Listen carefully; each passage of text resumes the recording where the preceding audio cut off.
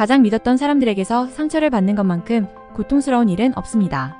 오늘은 한 의뢰인이 겪은 충격적인 사건과 그로 인해 벌어진 법적 대응 과정을 나누고자 합니다. 불륜의 진실과 법적 대응, 상간녀의 거짓말과 의뢰인의 승리. 그럼 시작하겠습니다. 사건의 개요. 어느 날 갑자기 의뢰인은 같은 업계의 친한 언니 동생으로 지내던 여성으로부터 청천벽력 같은 전화를 받게 됩니다. 의뢰인의 남편이 자신을 성폭행하였고 자꾸만 자기에게 추근대고 괴롭힌다는 내용이었습니다. 그러나 사실은 거짓말이었고 상간녀는 의뢰인의 남편과 몇 년 전부터 이를 핑계로 같이 다니고 업무상 도움을 받아오던 관계에서 부정행위를 계속해왔던 것입니다.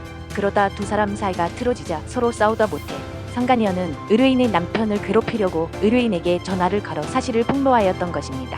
의뢰인은 믿었던 두 사람으로부터 배신당한 것도 모자라 그들의 싸움에 휘말려 강제로 진실을 알게 되는 등 깊은 상처를 받았고 3년 가까이 참고 살다가 위자료를 청구하는 소송을 제기하게 된 것입니다. 이 사건의 포인트.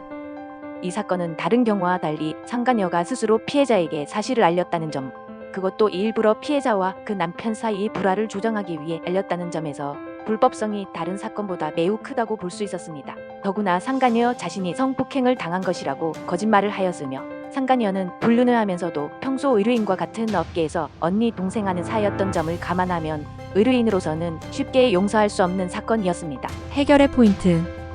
상간녀는 위자료 책임을 줄이기 위해서 자신이 의뢰인의 배우자로부터 성폭행을 당한 것이며 협박에 의하여 관계를 유지한 것이라는 주장을 펼쳤습니다.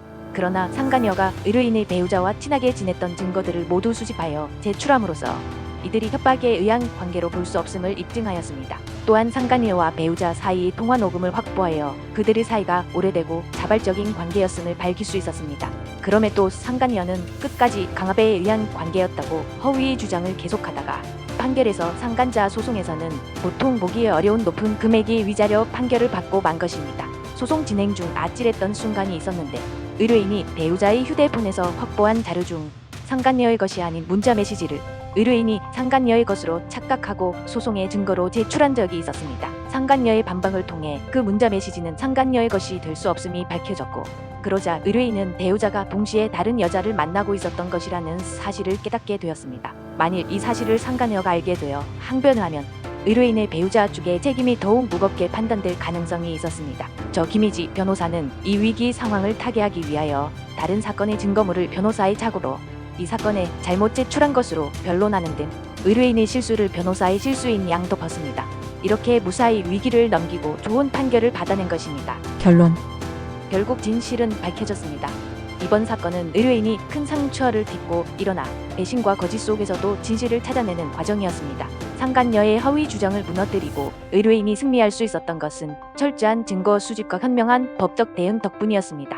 이 사건을 통해 억울한 일을 당하셨다면 포기하지 않고 끝까지 진실을 밝혀내야 한다는 교훈을 얻을 수 있었습니다.